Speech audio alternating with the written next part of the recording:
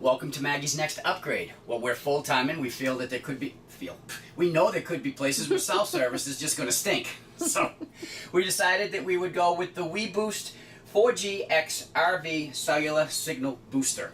Yay! Now what our intentions are is we're hoping to have the inside antenna pretty much stay right around this area. We have another idea too, but we'll see how it works out.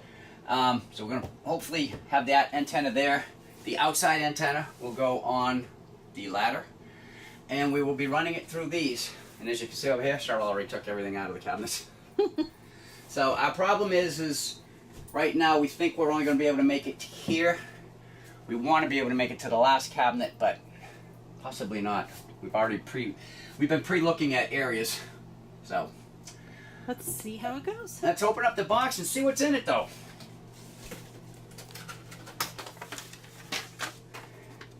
Pretty much an install overview is basically what we're doing. That's where the outside antenna is. We will be mounting it to our ladder. We will not be bringing it in through a sidewall. Boosting it into the cabinets and then having it sit on the countertop. The user's manual. And you have install box A and install box B. Very cool. So we should probably open A first, right?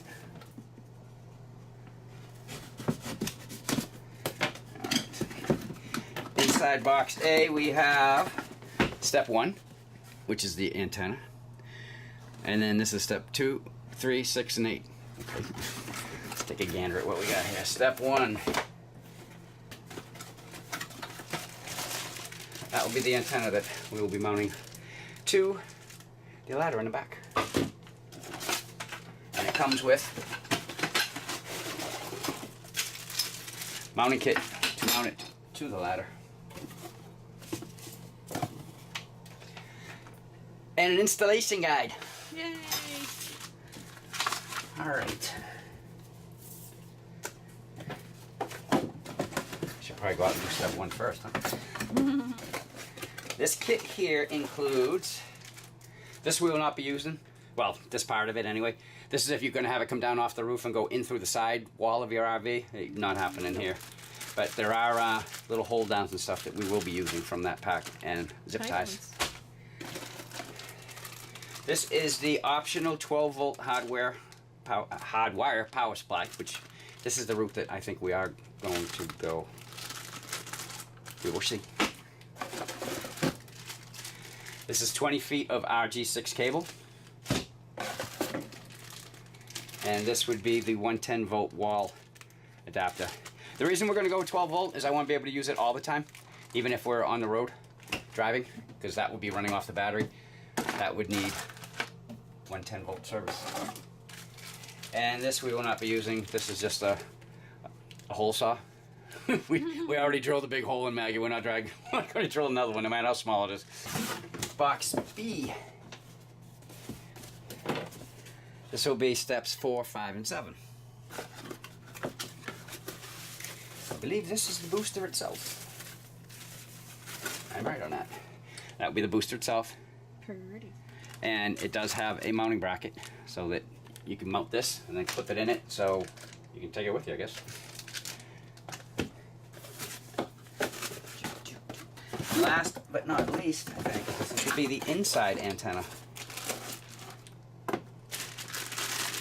with 13 feet of RG58 cable. Alright, it's unboxed. That's a lot of stuff. Ah, piece of cake. Alright, let's get to it. We already mounted the antenna to the bracket. Now, because of the ladder, it's not going to allow us to get much height anyway, so I mean, we're looking at a max of maybe that much higher. Okay, so we've run into a small situation with mounting this to the ladder. Number one, I mean, there's a lot of room there, but that's what this will take care of. But when it's all the way on, see how much room there is here? So what we ended up doing is I ran to Home Depot and I went and got spacers that will take care of that space, hopefully. Hopefully. Now we've decided that we are going to, we called the company because mounting it here was only going to get us a ½ inch approximately above the air conditioner that's sitting right here behind it.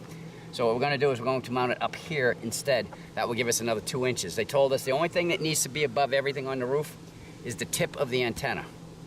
So what I'm going to do is I'm going to mount it as close to about there as I can. So that's what we're going to work on now. So this is where we installed it. You can see you can still use the ladder. Of course you can.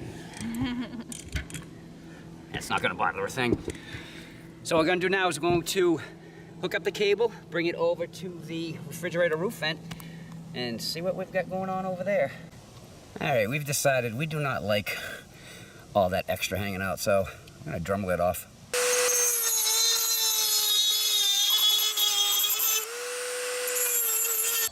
There, now that the U-bolts have been cut back and the cable has been secured to the ladder, I think that looks pretty good. What do you think, hon? I think it looks better. All right, let's go over to the refrigerator roof vent and see if we can't fish this cable into Maggie. That's going to be fun. All right, taking out the last screw now. I don't know if you saw the video. We told you that Jayco was sending us a new one. We do have it, but we won't be installing it until we have this job done. All right, let's take it off. In case you're ever wondering what under your roof vent for your refrigerator look like. Now what I'm going to do is I'm going to cut back part of this so I can get my hand in there and a drill in there. Right. First, let's discuss war wounds. All right, so you saw the war wounds that Cheryl got. That was from us running a fish through the cabinets to try and find this area out here. There is a hole that goes all the way through, but it goes through false walls, goes through false floors in the cabinets. We'll show you that when we get downstairs. But we did get the cable to go through, and we did not have to drill any additional holes to get it into the cabinet. And you can see where the wire is. Chuck, can you wiggle it a little? It goes all the way down there. Yeah, it wasn't the easiest thing.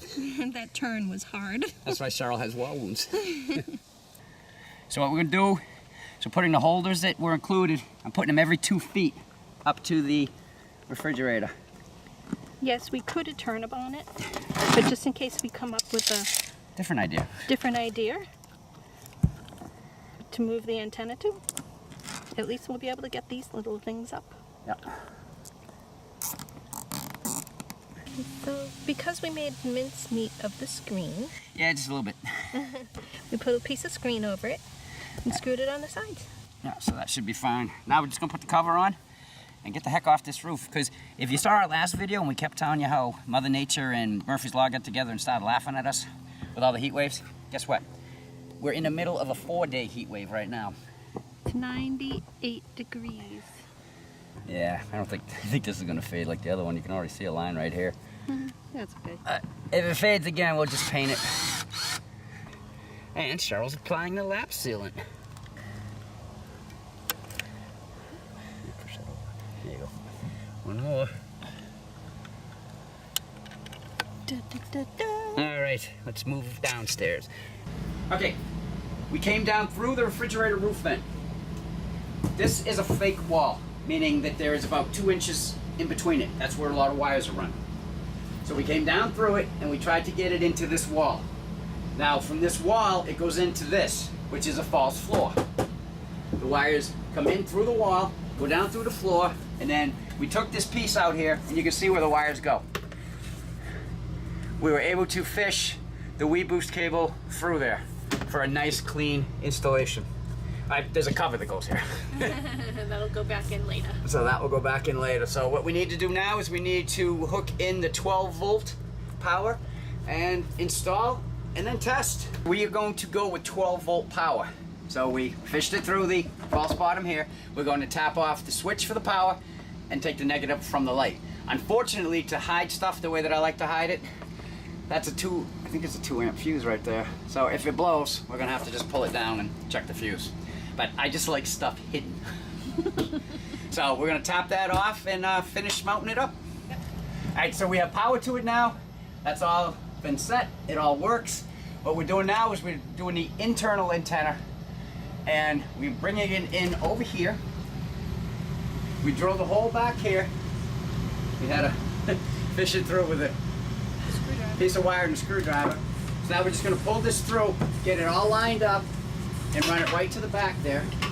All right, so what we're doing now is we are going to Velcro the booster holder to the wall instead of screwing it into it. Now, if I had my way, this wire would have come through this false floor like we did in the other cabinet, but we took the screws out of this and this did not want to come off and I did not want to break it. So we just ran across the back because when you're standing you can't see that anyway. Now the reason that this is like this, all the extra, is goes down under here. If we need to move this anywhere, we have extra room. And that just simply pulls right back up. And Cheryl's gonna have something tucked here anyway, so it's not going to be much of a problem. It's the toaster bin. That's a toaster bin. And that would just stay like that.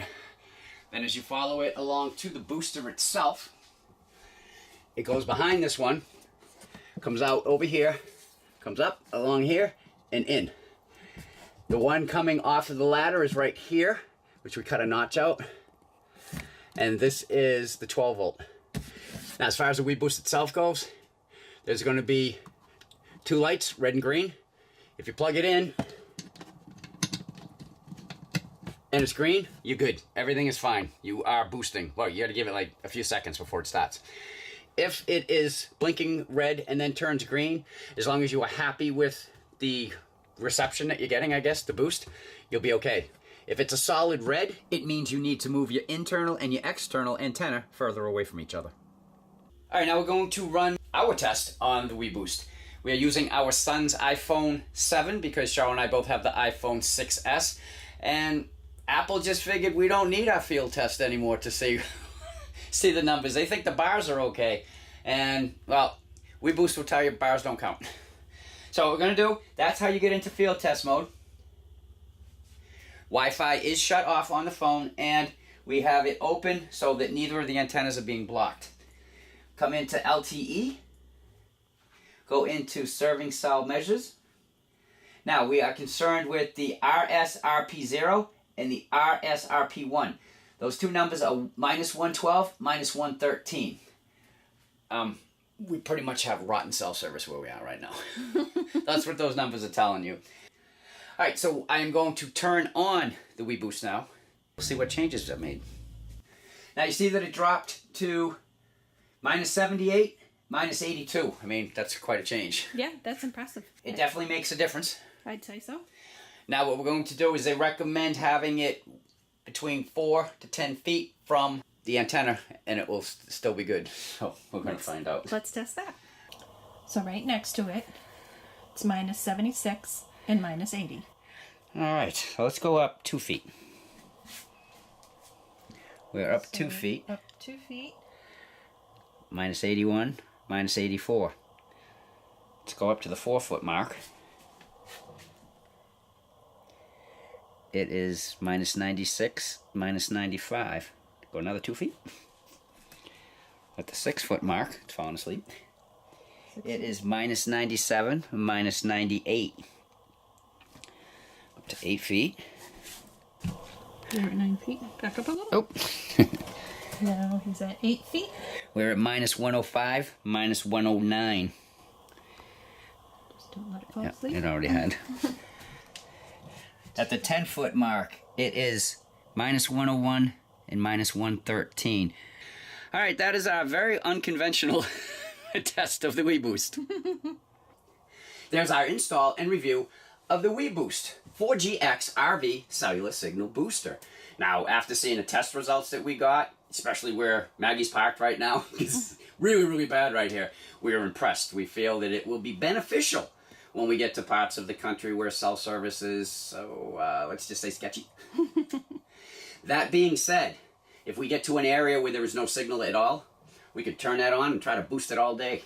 But you cannot boost something that's not there. Oh, so that's right. there has to at least be a signal.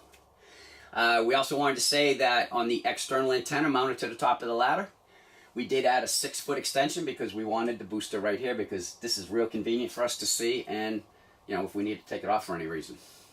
Now, if you'd like information on the weBoost itself, we will put links in the description box down below. And other than that, if you liked this video, we appreciate the thumbs up as always. And you can always do that red thing down there in the corner that Cheryl likes so much. Feel free to share and comment on this video. Because until we do another upgrade to Maggie, I'm Chuck. And I'm Cheryl. We'll get going with us. The end.